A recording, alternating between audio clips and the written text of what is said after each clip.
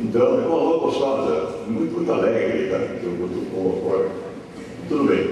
E aí está aquele P enorme. Eu me pergunto, e pergunto a vocês todos, será que essa mesma energia que está na semente de P não está dentro de todos nós? Claro que ela está.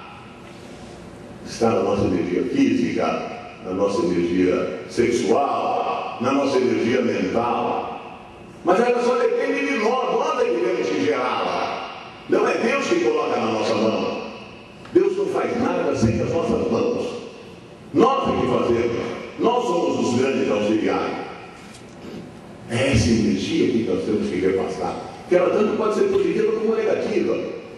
É essa que nós temos que irradiar. É essa que nós temos que transmitir com aqueles que vivem conosco.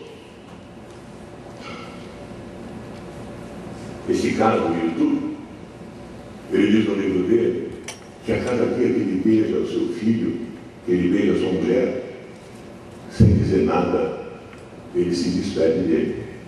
A cada dia que se renova.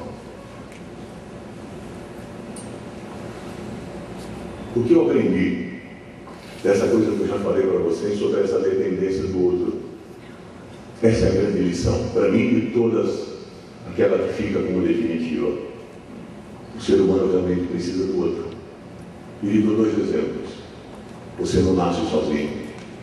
Você precisa do outro para que ajude a tirar do dentro de uma terra. Mas vocês também, os Estados Unidos têm capelão.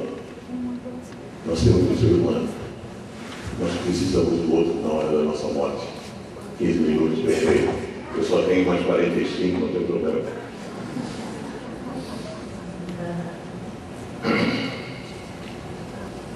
Uma coisa curiosa, eu odeio o celular, não uso o celular, nunca tive celular, mas eu tenho as pessoas que vivem comigo, com o Nextel, a gente vive toda numa rede, Marta que vive comigo, que é motorista, e um dia eu estou na minha caminhonete, adoro a caminhonete, né, essa coisa de buscar planta, no Ceará e tal, que é uma delícia, e toca o celular do motorista.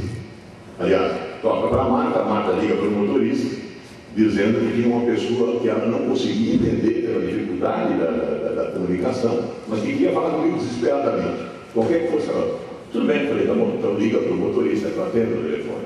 5 minutos depois me liga uma pessoa. Do outro da linha estava um médico amigo meu, uma pessoa muito importante, um astro, o José Goldenberg. Vitor, eu estou ligando para você por uma razão. Eu estou em Jerusalém, estou diante do Muro das Lamentações.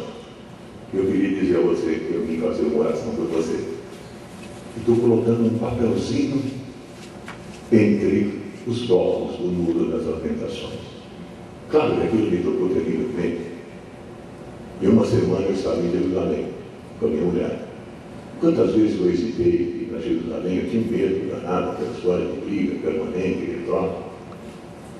Tudo bem, o que ocorreu comigo? Obrigatoriamente você vai fazer todo aquele circuito de Jerusalém, vai para andar a pé. Não é? Fizemos a parada no Jardim das Oliveiras. E aconteceu uma coisa estranhíssima comigo. Eu já defini a vocês que eu não tenho nenhuma preocupação de ordem religiosa, nem mesmo mística maior. E quando minha mulher, um dia, o outro casal estava comigo, olhava para o interior da igreja do Jardim das Oliveiras, eu sentei ali, tinha uma máquina fotográfica comigo, olhando alguns ângulos. Mas absolutamente não em contrição, nem uma ação de fé, nem alguma coisa muito estranha, mas ocorreu uma coisa absolutamente inusitada comigo. De repente, lágrimas escorreram nos meus olhos e desceram pelo meu rosto e foram pelo meu peito. Eu imediatamente procurei um lenço, que era uma coisa incomum, e não queria nem passar vergonha. Limpei o meu rosto. Tudo bem, ninguém soube do que ocorreu. Pouco depois, vivendo todo esse drama, eu tenho um grande amigo, irmão mesmo, ontem ainda me ligou para saber onde eu estava no hospital, onde eu estava, que é o Frei Beto. E nós fizemos um jantar em casa, volta e meia, eu sempre arrumo um pretexto para celebrar a vida. Qualquer que seja o pretexto. São Paulo ganhou, o Corinthians perdeu, dois grandes prêmios. Quando o Corinthians perde, a alegria é maior. E eu comentei com o Beto, é mais curioso, ele conhece essa minha posição, né? E quando me perguntam aí qual é a sua religião, eu digo, eu sou devoto de São Francisco, porque eu sou formado na Faculdade de São Francisco, então me sinto um pouco franciscano. Tenho a maior coleção de bonecos de São Francisco que qualquer pessoa possa imaginar.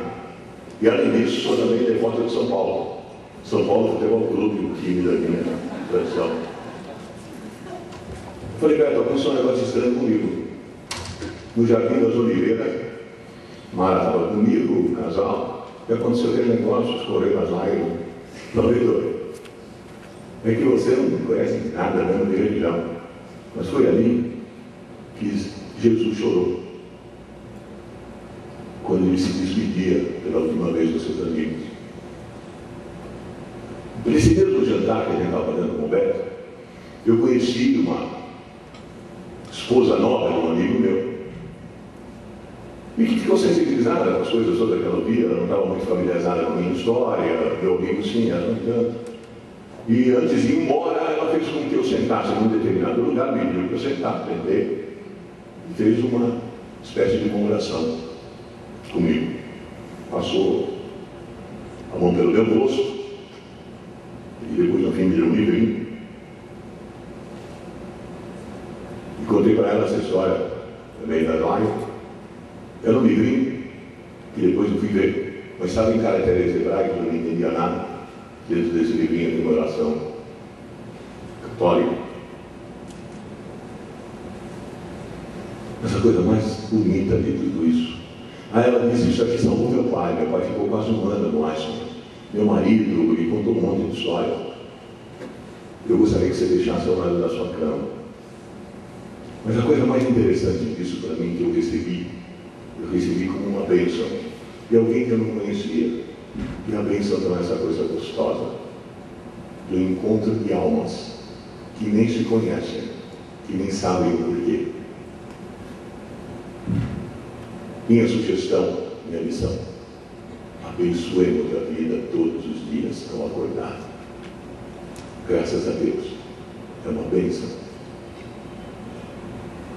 Não tenho medo da morte, já disse a vocês. Vivi, amei, amei demais. Amores aceitáveis, inaceitáveis, venais, pecados mortais. Escrevi minha obra.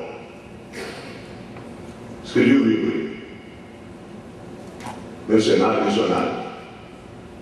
Está à venda daqui a um mês mais ou menos, já começa o meu comercial aqui. Li esse livro, eu adorei. É muito bom. Tanto é verdade que eu comecei a falei, pô, será que eu mesmo que escrevi? Por esse cara é bom. É ótimo. Lição aprendida. Arrume um jeito. Interne-se num hospital como eu fiz durante um ano. Arrume uma doencinha que vocês não tenham. Não precisa ser muito grave. Escreva um livro. Só dá para escrever um livro se vocês estiverem no hospital. Lição que eu aprendi. Esse livro eu jamais teria escrito com a vida louca que eu vivi se eu não tivesse vivido um ano dentro do hospital alemão. Me sinto um homem absolutamente realizado. Não desperdicei a minha vida. Fiz o melhor que pude. Agi sempre com absoluta integridade. A indústria que eu trabalho, a indústria farmacêutica, é considerada ética, ou seja, ética é o viés que nos acompanha. Jamais esperei recompensa na outra vida. Todas as religiões nos oferecem uma outra vida depois. Nunca me preocupei com isso. Eu vi agora que as teorias científicas provam que realmente você precisa da religião quando vai chegando no fim. Não tenho necessidade nenhuma. Durmo absolutamente tranquilo. O duro mesmo, como eu disse, morrer não dói. Mas o duro é viver uma vida mal vivida, uma vida mal resolvida. Essa é a